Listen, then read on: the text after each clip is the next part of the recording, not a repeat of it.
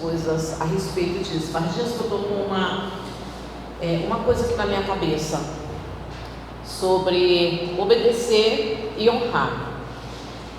São bem semelhantes, né, o significado, mas não é a mesma coisa. São palavras bem parecidas, mas não é a mesma coisa. E aí, vamos lá para Mateus capítulo 21. Mateus capítulo 21.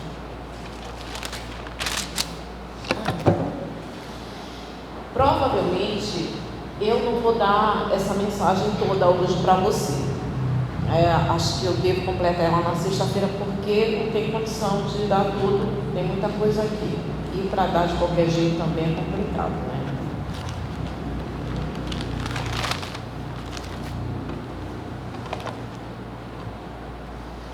Mateus capítulo 21. Já estudamos isso daqui outras vezes, tá?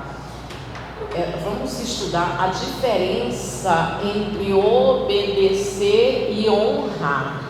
Você não precisa me responder com palavras, tá? Não precisa balbuciar, só aí no teu coração você me responde. Você sabe qual é a diferença entre obedecer e honrar? Você sabe qual é a diferença? E você tem obedecido a Deus ou você tem honrado a Ele?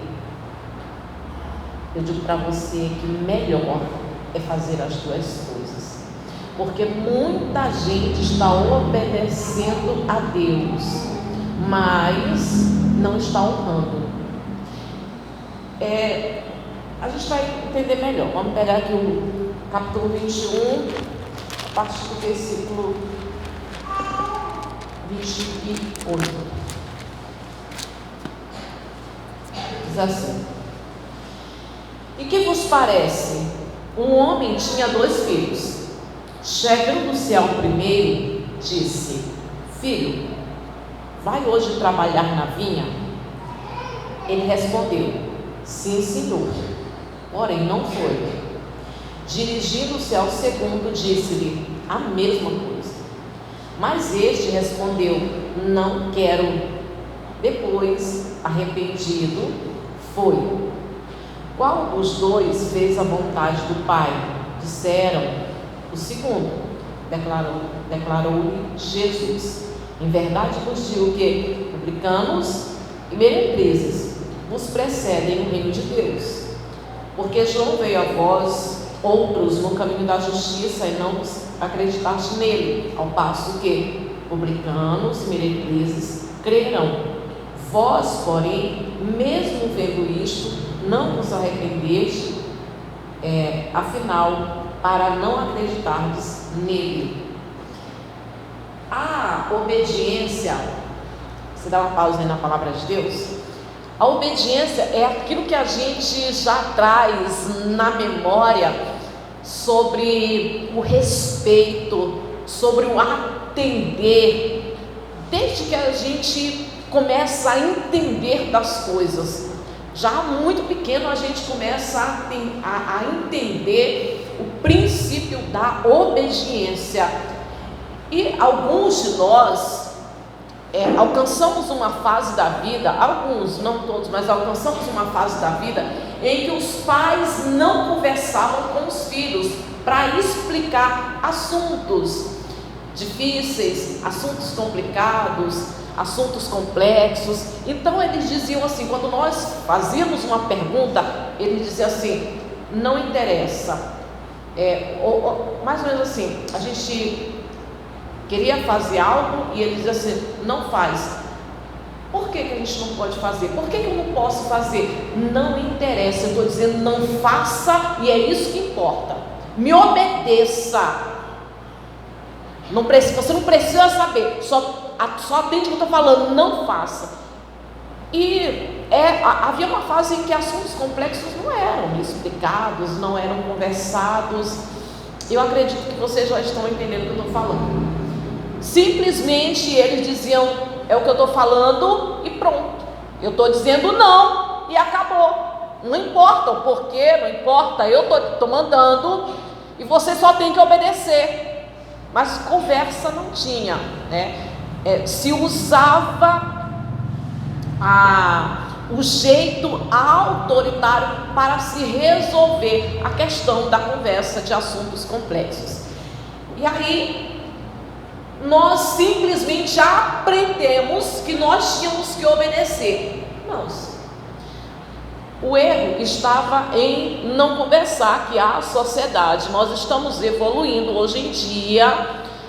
Os pais já conversam assuntos difíceis, porque eles, a maioria já percebeu, a maioria ainda tem uns ou outros que se abstêm, mas a maioria já conversa porque já percebeu que se não conversar, que se não explicar, se não sentar com os filhos vão aprender lá fora de uma maneira deturbada. Mas a gente já aprendeu isso, sabe, de obedecer, e obedecíamos os nossos pais, porque se nós não obedecêssemos, nós iríamos apanhar, nós iríamos ficar de castigo, nós seríamos castigados, nós seríamos atemorizados com gritos. Então nós obedecíamos em tudo, por causa do medo, às vezes para não perder, para não sair no prejuízo, para não perder passeio, para não perder de sair para brincar na rua com os colegas, para não perder de ir na casa de um amigo para conversar, para brincar, para sentar na porta. Então nós obedecíamos em tudo e fazíamos tudo para agradar pai, agradar mãe, para poder não sair no prejuízo. Já pensou? Só de imaginar que os colegas iriam se encontrar, iriam brincar e nós iríamos ficar de castigo, nós não queríamos isso, então nós obedecíamos. E essa obediência, ela continuou na nossa vida.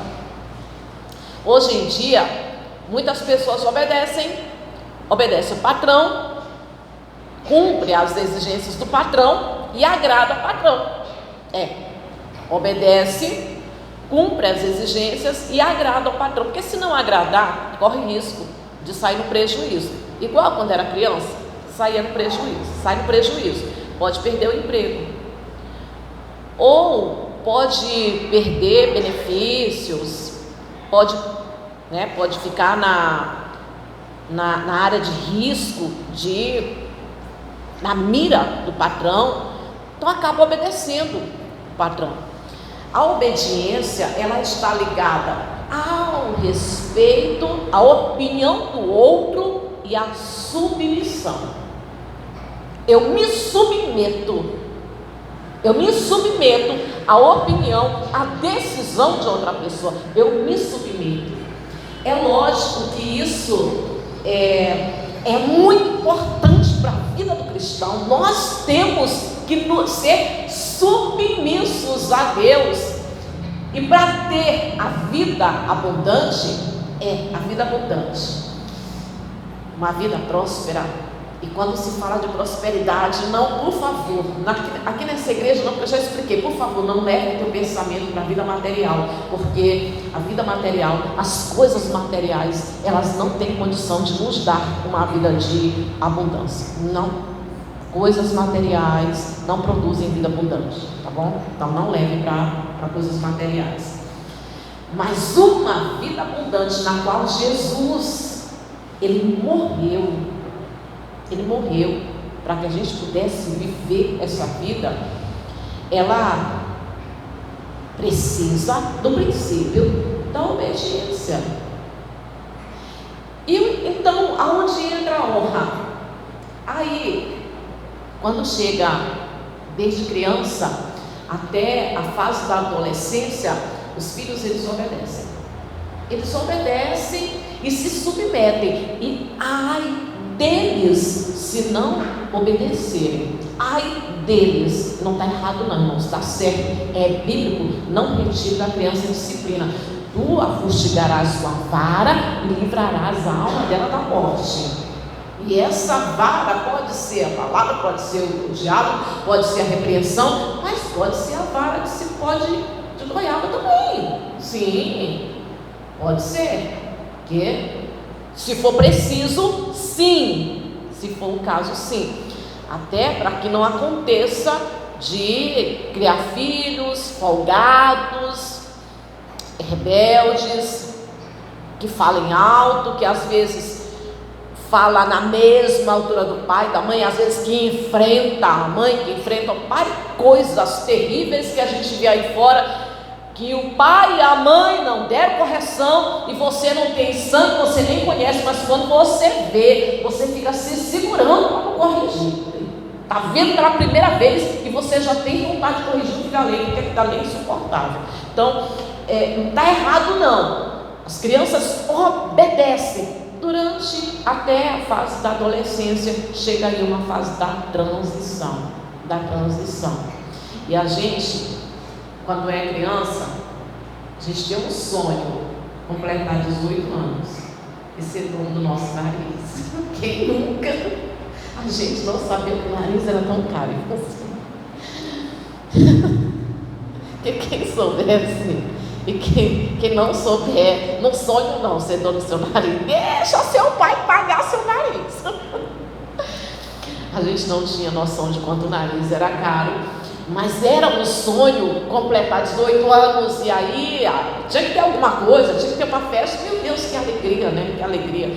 O homem, poxa vida, vou poder tirar minha carteira de motorista e tanta coisa, tantas oportunidades que vêm com 18 anos e aonde você acredita que você vai ter liberdade. E sim, começa a ter uma liberdade. Os filhos começam a sair, começam a ir trabalhar e já não é mais aquela coisa da obediência. Alguns até saem de casa, né, porque vão morar em outro lugar, ou se casam. Então, quando chega a fase da adolescência, é a fase da transição. Essa fase da transição, se houver uma criação correta, se houver uma criação de acordo com os princípios bíblicos, dentro da palavra de Deus, porque a palavra de Deus é apta para corrigir, para ensinar. A palavra de Deus, ela é perfeita para colocar a pessoa no caminho direito, no caminho certo.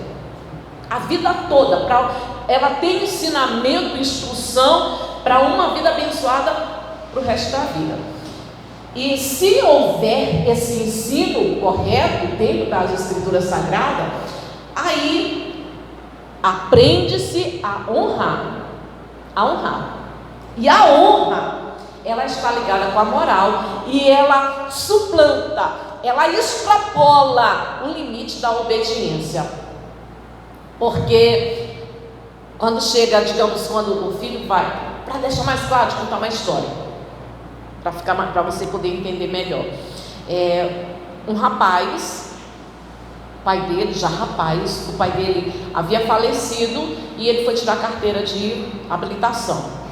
E quando ele foi tirar a carteira de habilitação, ofereceram para ele meios ilícitos e fáceis para ele obter a carteira dele de habilitação. O pai dele já havia falecido. Quando ofereceram para ele, ele disse que ele não aceitava, preferia ir pelo jeito mais difícil mesmo. Mas por que não? Ele disse, porque isso não agradaria ao meu pai. E a pessoa disse assim: teu pai não está aqui, teu pai já morreu. E ele disse, mas se ele estivesse aqui, era isso que ele iria falar para mim: filho, não aceite. Você está entendendo? A honra, ela extrapola a presença da pessoa, a obediência, porque você agrada a pessoa tanto na presença como na ausência, e ainda que passe pela tua cabeça que ela nunca vai saber o que você fez, mas você cumpre aquilo, você agrada a pessoa. Isso é a honra. Aí, se houver um ensinamento correto, os filhos, quando chegam depois dos 18 anos, eles já não têm mais aquela obrigação de atender a tudo. É aquela fase em que os pais aconselham: olha, se eu fosse você, não fazia isso. Olha, você que sabe, mas eu acho melhor você não agir dessa forma, não fazer, não tratar desse jeito. Os pais conversam e os filhos tomam a decisão. Agora, se eles foram ensinados no princípio da honra, eles vão atender os pais, até acreditando que os pais sabem que é melhor para eles, porque são experientes, porque já passaram por aquilo, têm bons conselhos para dar. Eles vão honrar, e mesmo depois de casado, mesmo depois de ir embora, eles vão agradar os pais, eles vão honrar. Isso é princípio de uma vida abundante para o resto da vida, porque de acordo com o que diz a Bíblia Sagrada, Êxodo capítulo 20, 12, que aquele que honra o pai e a mãe tem os seus dias prolongados na terra e vive bem, e vive muito bem para o resto da vida. É princípio também para uma vida abundante. Se os filhos quiserem ter vida longa e viver bem e ser próspero, tá? Prosperidade. Se quiser ser próspero, não está ligado apenas ao material, eles vão ter que caminhar com esse princípio da honra, honrando os pais o resto da vida, agradando, respeitando, e o honrar está ligado à consideração. É diferente da obediência. A obediência está ligada à submissão e a honra está ligada à consideração. Faço por quê? Porque eu tenho consideração, e a consideração ela só acontece quando a pessoa ela é importante para nós, quando ela tem alguma importância para nós. Então, aquele que quiser viver muitos anos e ter prosperidade, ele vai ter que considerar os pais com a importância que eles têm, honrar e considerar eles para ser próspero para a vida toda. Jesus ele fala o seguinte, que um não obedeceu. Ele disse que ele iria, mas ele não obedeceu. Já o outro, não era muita vontade dele não, mas ele foi. E muitas das vezes, honrar a Deus, que extrapola a obediência, irmãos. Sabe por que extrapola a obediência?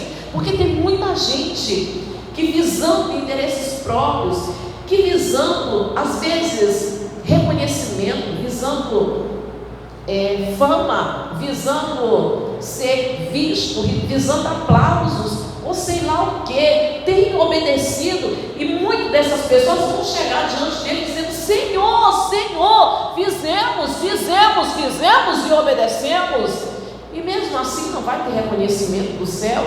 Fizeram algo, mas não honraram a Deus. Lá no começo eu pergunto de novo: você tem obedecido a Deus? Ou você tem honrado a Deus? O certo é que você faça as duas coisas. E o honrar que extrapola a obediência é exatamente, muitas das vezes você não está com vontade, você não quer fazer, mas a importância que a pessoa tem para você, você considera ela e você acaba acatando os pensamentos dela, que não tem nada a ver com Deus. Acaba acatando a opção, a decisão, respeitando e acatando a decisão da pessoa, irmãos, que vai totalmente contra a tua decisão. É bíblico. Que está escrito lá em Isaías, capítulo 55:8, que os pensamentos de Deus, os planos e os pensamentos dele são bem diferentes dos nossos, são bem mais altos. Então muitas das vezes não tem nada a ver, a gente não entende, a gente não compreende. Isso é honra. A gente não entende, a gente não compreende, porém a gente acata e considera e acaba tomando para si a decisão de Deus, o pensamento de Deus, sendo guiado por Deus, porque a gente tem Ele como a pessoa mais importante da nossa vida. Amém, Jesus? Princípios para uma vida muito abençoada.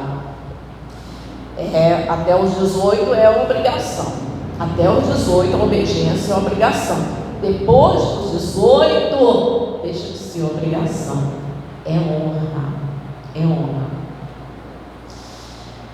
Se por um lado os filhos devem honrar os pais a vida toda, cabe aos pais encaminhar os filhos para servirem a Deus. Sabe? Nessa minha caminhada, eu já vi alguns casos como pais cristãos que transferiram para os filhos os seus sonhos de ver o filho se tornar grande, uma pessoa com renome, uma pessoa próspera financeiramente, uma pessoa com uma situação financeira estável, equilibrada.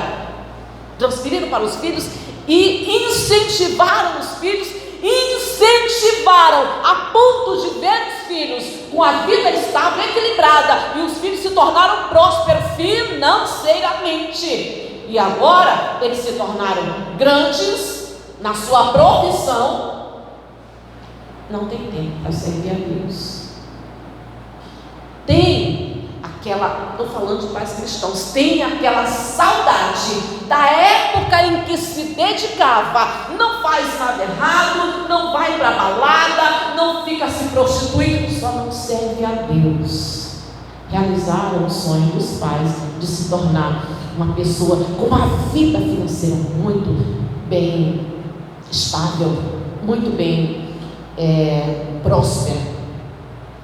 Uma vida financeira de dar orgulho para toda a família e para toda a parentela. Só não servem a Deus. Porque, infelizmente, dentro das igrejas também acontece isso, né? Estão encaminhando os filhos para se tornarem doutores, advogados, engenheiros. Só não estão encaminhando eles para viver e morrer para o Evangelho. Isso já não existe mais dentro das igrejas, infelizmente. Isso é algo muito sério.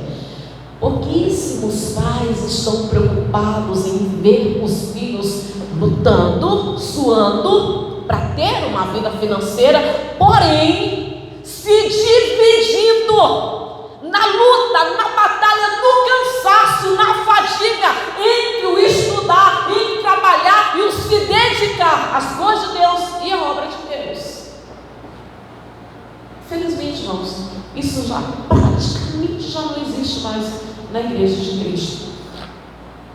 Essa preocupação em ver os filhos servindo a Deus, se preparando para servir a Deus, se preparando, porque para servir a Deus também se prepara. Eu quero ver que essa pessoa que hoje exerce uma profissão que não precisou ela se debruçar em cima de um papel, nem que seja para aprender a fazer conta.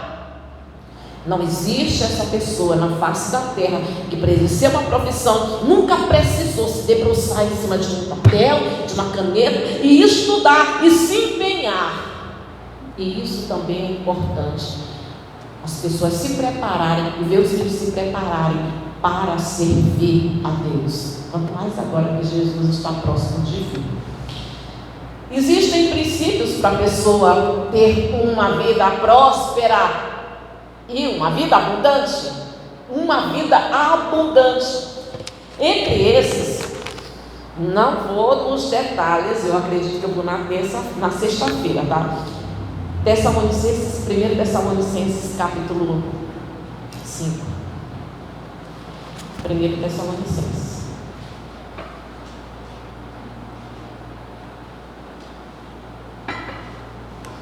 Porque se eu for nos detalhes, nossa, vai demorar muito. Capítulo 5.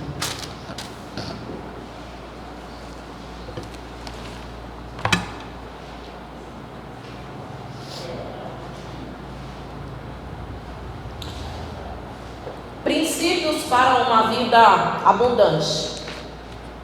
Uma vida abundante. Essa vida abundante você só adquire ela se você honra a Deus. É preciso honrar a Deus para ter essa vida abundante.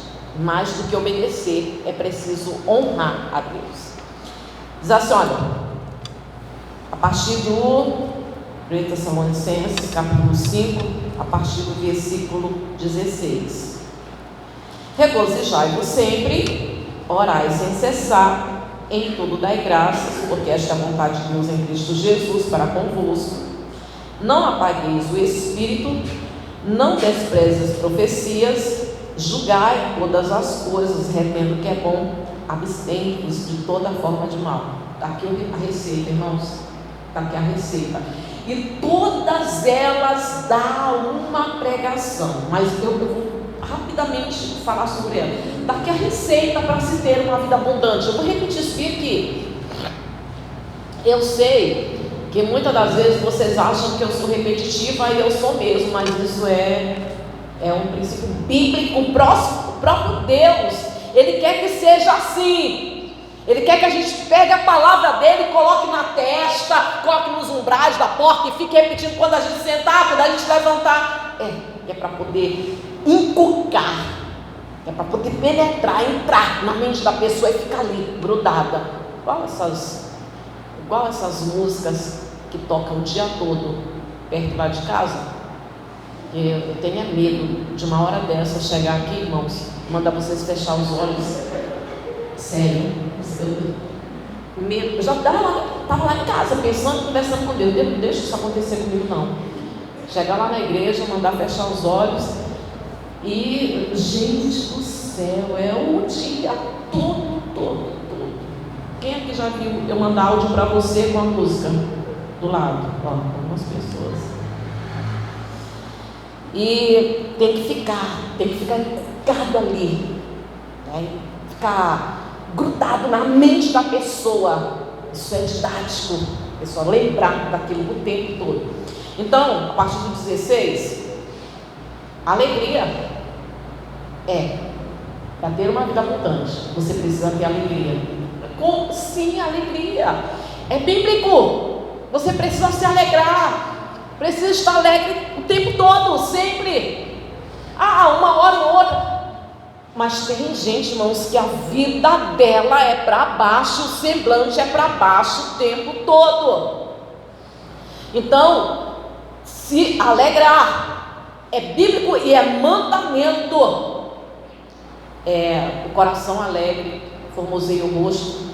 E diz o livro de Provérbios que, deixa eu me lembrar esse daqui, a alegria do coração é um bom remédio. Vou ver se eu marquei esse.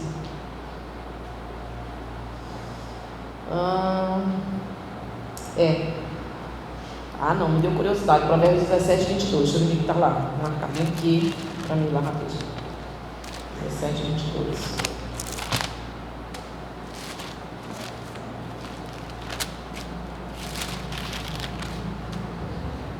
Eu não ia estudar detalhadamente, mas não vou não. O coração alegre é um bom remédio, mas o espírito abatido faz secar os ossos. É disciplinar, né? É disciplinar. Eu não já expliquei várias vezes para vocês aqui a respeito disso. Não vou ficar triste. Vai passar, vou escutar um louvor. E aí você escuta um louvor, coloca coisas, começa a pensar em coisas boas, disciplina a tua mente, educa a tua mente, mas estar alegre sempre. 17. Orai sem cessar a oração, orar sempre. Alguns versículos bíblicos aqui que eu marquei, não vou hoje, tá? Orar sempre. Isso aqui são os princípios para ter uma vida abundante. Ser grato. Levanta a mão aqui, só quem gosta de lidar com pessoas ingratas. Levanta a mão. Quantos? Pastor, eu gosto de lidar com pessoas ingratas. Eu gosto de gente ingrata. Deus também não. Seja grato. Irmãos, eu me lembro da minha mãe, eu dizia assim, mãe, quando acordava, eu dizia assim, mãe, o que a gente vai comer hoje? E às vezes não tinha nada, ela dizia, a graça de Deus. Mas eu nunca vi ela, depois de se converter, eu nunca vi ela reclamando. Nunca. Irmãos, eu nunca vi minha mãe reclamando. A resposta dela era sempre isso, a graça de Deus. E de fato, às vezes em cima da hora aparecia. Sim. Irmãos, se nós não tivermos muitas coisas, sabe, que sonhamos na vida, mas nós temos a graça de Deus, e a graça de Deus é mais do que ter, é ser, é ser. E sabe o que é ser? Sabe o que é ser? É ser vencedor. Ser, aliás, não é nem ser vencedor, é ser mais que vencedor. Ser mais que vencedor. Porque o vencedor, ele ganha um prêmio, o vencedor, ele ganha a corrida, o vencedor, ele ganha uma faixa, o vencedor, mas o mais que vencedor, ele ganha a vida eterna. Aí no 17, né? Orar sem cessar. 18, em tudo dai graça. Nem Deus não gosta do ingrato. Não apagueis o Espírito, porque é Ele que nos guia, é Ele que nos orienta. É através do Espírito Santo, irmãos, que a gente vai tomando as decisões acertadas. Então, não apagueis coração sensível à voz, à orientação do Espírito Santo. E no 20, não desprezeis as profecias, que é a palavra de Deus, tá? O estudo, ouvir a pregação do Evangelho, a fé me para ouvir a pregação do Evangelho. Então, não despreze a palavra de Deus, não despreze a profecia. Essa é a profecia, a revelação da palavra, tá? Outro tipo de profecia não é, eis que eu profetizo, não, nada disso, não. E no 21, julgai todas as coisas e retende o que é bom, aprender a discernir entre o bem e o mal, observar, saber ouvir, né? Ter os ouvidos atentos, ouvir tudo, ver. Às vezes é muito interessante que tem pessoas que às vezes você despreza, mas às vezes tem alguma coisa ali que ela fala que é certo, então julgue todas, não algumas, mas todas as coisas, e ali você coloca para dentro, você toma para a tua vida apenas aquilo que edifica. E por último, se afastar, se abster, se afastar do caminho do mal e de tudo que é mal, Seguindo esses princípios, com certeza nós vamos ter uma vida abundante.